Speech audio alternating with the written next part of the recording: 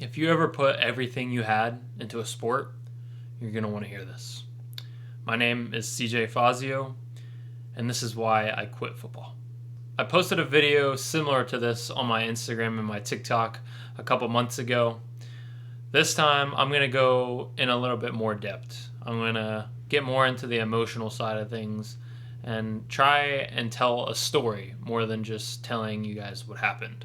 So I want to put you guys kind of where I was. I would love to, at some point, maybe make a movie or write a book or something, because I genuinely feel like this is a pretty crazy story.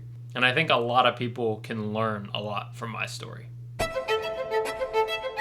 I started playing football at a very young age. I was never the best, but I wasn't the worst. I was always right in the middle of the crowd. But I loved football, and from very early on, I would tell people that I wanted to play in the NFL. I would write in my school papers that my dream and my goal was to play in the NFL or to play college football. And people thought I was stupid. People made fun of me. People thought I was cocky, and I might have been pretty stupid, but the other things weren't true. I just had a dream, and I knew that if I worked hard enough and I wanted it bad enough, then I would be able to achieve it.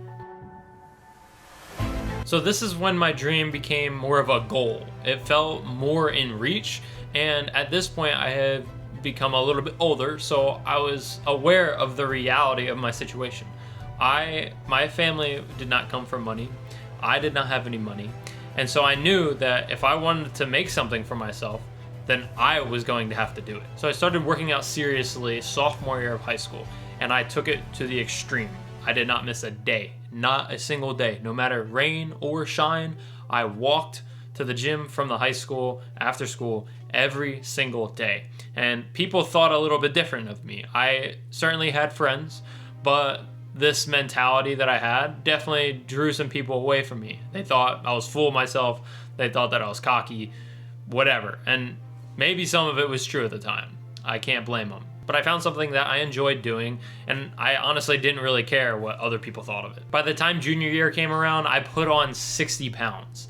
And I was no superstar. I was not the greatest, but I definitely contributed to our team, specifically on defense in my junior year. But my true love for the game was at running back. I didn't enjoy playing the game of football unless the ball was in my hands. And I did have my fair share of time at running back junior year, but there was a senior ahead of me. So I was really counting on senior year to shine. Now, spring of junior year is when COVID hit. And obviously at first, everybody's super excited. At least the kids were. We don't got to go to school anymore. Unfortunately, COVID obviously lasted for a while. And so by the time fall came around, we didn't even know if we were going to have a football season. Fortunately, we did have a senior season, and I was next up at running back. Being that this was my senior year, I looked at this as being my last chance to play after high school. After our first game of the season, I had around 200 yards rushing and 2 touchdowns, which got the attention of a D1 FCS coach that DM'd me on Twitter. And so that was like my first glimpse into playing at the next level and made me realize this is actually achievable. Now it's the third game of the season. Winning this game would be huge. We drive up north to one of the best teams that's in our conference, and we stay in it with them for the first half of the game. Second half, we go down by, I believe, 2 touchdowns. And so I grab a handoff, frontside DN crashes down, so I make a cutback. I plant off my right leg, and then I get hit. Boom. I heard that pop that nobody ever wants to hear. I tore my ACL, I tore my meniscus, I sprained my MCL. Essentially, my knee was destroyed. I'll never forget crying in the doctor's office when they gave me the news. I had no direction. I didn't know what to do. Everything that I felt like I worked for felt like it just went away. But I knew the depression wasn't going to last forever. I knew that whatever obstacle was in my way, I was going to have to face it. At this point, I had no idea how I would play in the NFL or even play football again. But I knew it started with tackling the first challenge ahead of me, which was going all in on my recovery. After my surgery, I was more locked in than ever. I was doing PT on top of the PT that they were doing at the hospital. As soon as I would get my next clearance, I was on to the next thing, pushing my body as much as it could be pushed. During this process, I learned one of the most important lessons that I would ever learn. Consistency will not always give you what you want, but it will always put you in a better position than you were yesterday. And I still live by that. At 4 months post-surgery, I got cleared to run track. If I had not worked as hard as I did and I wasn't as consistent as I was in those 4 months, I would have never had the opportunity to run track in my senior year. And being able to run track healed my soul. I was devastated, as you would probably understand, going through the surgery, going through all the PT, hearing the fact that you may never play the sport that you love ever again was very hard. So being able to compete and be around my friends again was absolutely great. I needed it, and it was truly a blessing. Track season came and went, and so did high school. High school was over, and I still had no idea what I was doing.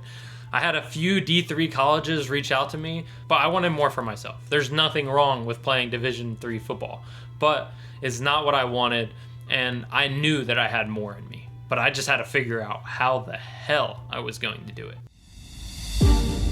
Now that I graduated, I really had to figure out what I was doing. I committed to taking a gap year shortly after I had gotten my surgery because it was truly the only way that I was going to be able to play football again and give my knee enough time to fully recover so I could play a contact sport again. At this point, I really had two options that I was choosing from: go JUCO or walk on to a Division I football team. Keep in mind, my high school was a very small school, and it was fairly rare for somebody to play sports in college, especially at a high level. So the knowledge that I had access to was very limited. I didn't really know how JUCO worked, so walking on at the time felt like the best opportunity. But now I had to pick a school, and all the D1 schools around me, Lafayette and Lehigh, are smart schools. And I was not very smart in high school, and I'm just not school smart. After doing some research, my dad found Marshall University, which is a school out in West Virginia that has a very strong history with walk-ons. If you don't know what I'm talking about, go watch the movie that was made on it called We Are Marshall. But the main reason I wanted to go there is because the head coach at the time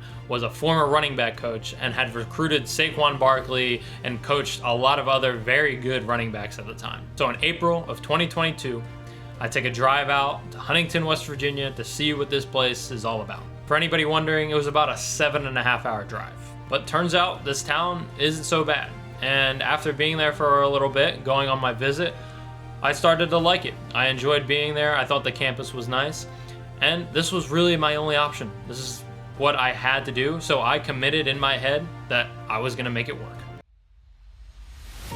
5 months after that visit, I'm sitting in a dorm room, 7.5 hours away from my hometown, don't know anybody, don't know what I'm gonna do, have zero plan, but I just have one mission. And on top of that, 3 weeks into being there, we were told that there wasn't going to be any walk-on tryouts. So after all of this, I already thought what I was doing was damn near impossible.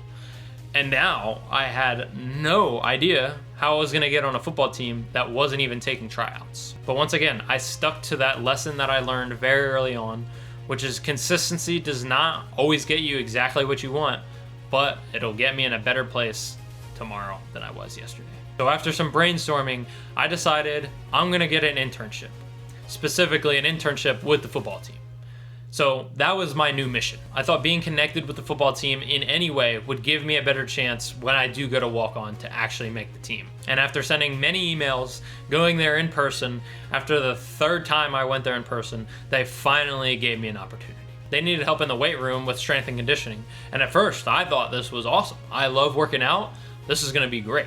Although to the lack of my knowledge, it was anything but lifting weights. So on the second day there, they told me I had to get a haircut or I couldn't continue the internship. They were not fucking around, but neither was I. I went back to my dorm room, shaved my head bald, came in the next day, continued the internship. This definitely sent a message that I really wanted this shit, and that was the whole point. And just so you guys know, they knew that I was there to play football. They knew that I didn't want to be a strength coach. I let them know very early on that my goal was to play football. And at the end of the semester, I had proved myself. I was never late. I did everything they said, exactly to the T. And most importantly, I was consistent. And the head strength coach got me a spot on the team. That's right. After everything that I had went through, moving 7.5 hours away, tearing my ACL a 1.5 years prior, not even knowing if I was gonna ever be able to play football again, I finally just got what I wanted.